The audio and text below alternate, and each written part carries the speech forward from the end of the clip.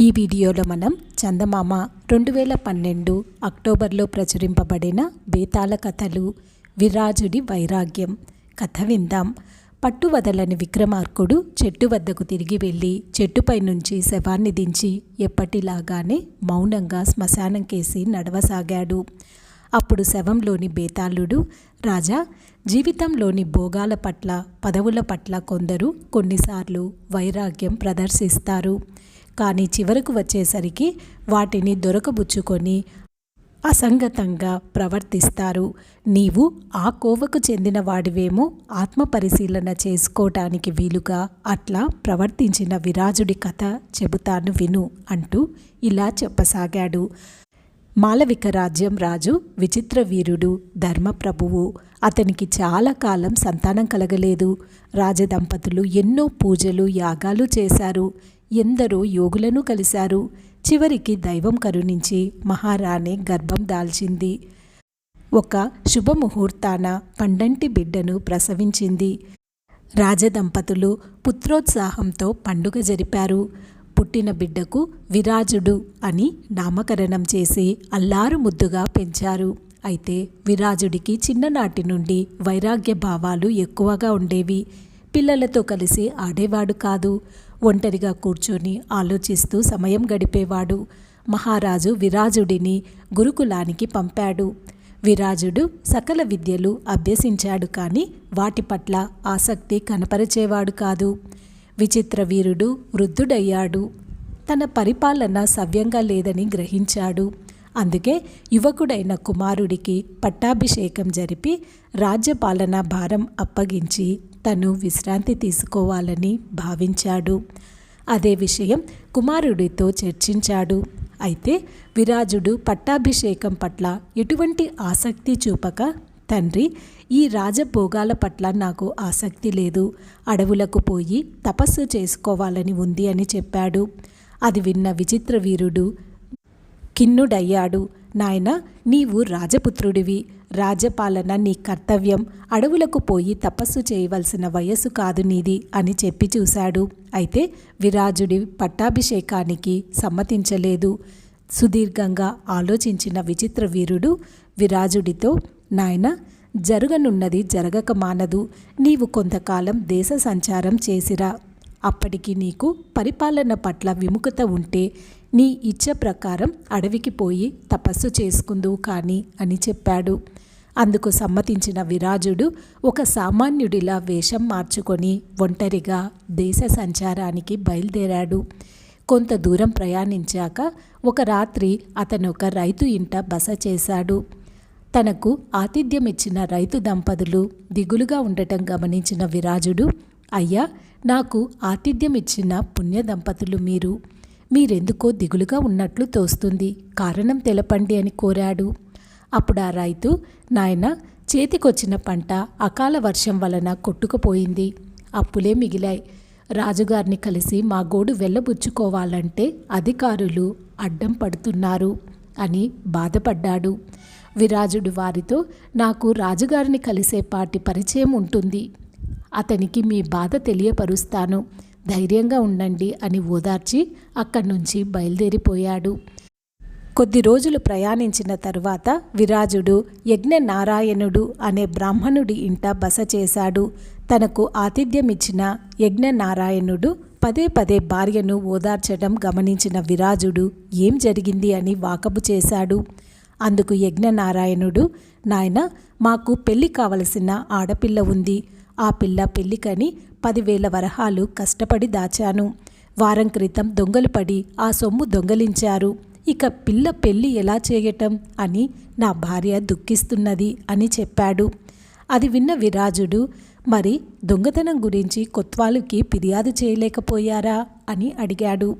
అందుకు యజ్ఞనారాయణుడు, కొత్వాల్ దొంగతనం గురించి పట్టించుకోవాలంటే అతనికి కొంచెం లంచం ఇవ్వాలి, అంత ధనం నా దగ్గర లేదు అని బాధపడ్డాడు. అప్పుడు విరాజుడు, అయ్యా, రాజుగారి దగ్గర నాకు కాస్తంత పలుకుబడి ఉంది, మీ విషయం వారికి తెలియబరుస్తాను అని అక్కడి నుంచి బయలుదేరాడు. మరికొంత దూరం ప్రయాణించిన విరాజుడు వినీలరత్నుడు అనే ధనికుని ఇంట బస చేశాడు. వినీల రత్నుడి సేవకుడు విరాజుడికి కమ్మటి భోజనం వడ్డిస్తూ, అయ్యా, మా యజమాని పరమ దయాళువు. గతంలో ఆయన రోజుకి 100 మందికి అన్నదానం చేశాడు. పరిస్థితులు అనుకూలించక ప్రస్తుతం ఒకరిద్దరికి మాత్రమే అన్నదానం చేస్తున్నాడు అని చెప్పాడు. అది విన్న విరాజుడు అన్నదానం మానటానికి కారణమేమిటి అని వాకపు చేశాడు. అప్పుడు ఆ సేవకుడు, అయ్యా, రాజ్యంలో పన్నుల భారం పెరిగిపోయింది. అతని సంపదంతా పన్నులు కట్టడానికే హరించుకుపోతున్నది. అందుకే పూర్వంలా ఉదారంగా అన్నదానం చేయలేకపోతున్నారు అని వివరించాడు. అది విన్న విరాజుడు, మరి పన్నుల భారం భరించరానిదిగా ఉన్నదని మహారాజుకు మనవి చేయవచ్చును కదా అన్నాడు. అందుకు ఆ సేవకుడు, మహారాజు వృద్ధుడయ్యాడు. అందుకే ఎక్కువగా మంత్రుల మీద ఆధారపడుతున్నాడు. దొంగ బుద్ధులున్న మంత్రులు రాజుగారికి తెలియకుండా పన్నులు పెంచి దండుకుంటున్నారు. మహారాజుని ప్రజలు కలవకుండా అడ్డంకులు సృష్టిస్తున్నారు అని చెప్పాడు. అప్పుడు విరాజుడు, మీ యజమాని వంటి దయాళువులు 10 మంది ఉంటేనే ధర్మం వర్ధిల్లుతుంది. పన్నుల భారం గురించి రాజుగారికి నేను నివేదిస్తాను అని భరోసా ఇచ్చాడు. కొద్ది రోజుల ప్రయాణం తరువాత విరాజుడికి ఒక సన్యాసి తారసపడ్డాడు. అతను ఒక చెట్టు కింద కూర్చొని 10 మందికి ధర్మబోధ చేస్తున్నాడు. విరాజుడు అక్కడ కూర్చొని అతని ధర్మబోధ విన్నాడు. అందరూ వెళ్ళిపోయాక సన్యాసి దగ్గరికి చేరి నమస్కరించి, సన్యసించాక మీరెంతో సంతోషంగా ఉండి ఉంటారు, అవునా అన్నాడు. అందుకు సన్యాసి, అవును నాయనా, బాధ్యతలు అనే లంపటాలు వదిలించుకున్నాక జీవితం ఎంతో సంతోషంగా ఉంది అని చిద్విలాసంగా నవ్వాడు. విరాజుడు ఆ సన్యాసి దగ్గర సెలవు తీసుకొని ముందుకు సాగాడు. కొంత దూరం పోయాక విరాజుడికి ఒక పాక కనిపించింది. అక్కడ ఒక నడి వయస్కుడు 10 మంది పిల్లలకు అన్నం వడ్డిస్తూ కనిపించాడు. విరాజుడు అతన్ని సమీపించి, ఎవరు నువ్వు? ఈ పిల్లలు నీ సంతానమా అని అడిగాడు. అందుకు ఆ వ్యక్తి, అయ్యా, నా పేరు దయానందుడు. ఇక్కడున్న పిల్లల్లో 2 మాత్రమే నా సంతానం. మిగిలిన వారు అనాథలు. ఉన్నంతలో వీరందరి బాగోగులు చూస్తున్నాను అన్నాడు. అప్పుడు విరాజుడు, నీ పిల్లల బాగోగులు చూడ్డమే ఈ రోజుల్లో కష్టం. అటువంటిది నీకేమీ కాని అనాథల కోసం ఆరాటపడటం లేనిపోని లంపటం కదా అని చెప్పాడు. అందుకు దయానందుడు, అయ్యా, మనిషిగా సాటివారి బాగోగులు చూడటం నా బాధ్యత. అది లంపటం ఎలా అవుతుంది? ఇందులో నాకెంతో ఆనందం దక్కుతుంది అని చెప్పాడు. కొద్ది క్షణాలు ఆలోచించిన విరాజుడు దయానందుడికి నమస్కరించి, నీ జన్మ ధన్యమని అక్కడి నుంచి బయలుదేరి అంతఃపురం చేరాడు. తండ్రిని కలిసిన విరాజుడు, శుభముహూర్తం చూడండి, నేను సింహాసనం అధిష్ఠిస్తాను అన్నాడు. విచిత్ర వీరుడు కుమారుడి వంక కాసేపు సంతృప్తిగా చూసి శుభం అన్నాడు. సింహాసనం అధిష్ఠించిన విరాజుడు అధికారుల ఆగడాలను అదుపులో పెట్టాడు. లంచగొండులను కఠినంగా శిక్షించాడు. దొంగలను చెరసాలలో పెట్టించాడు.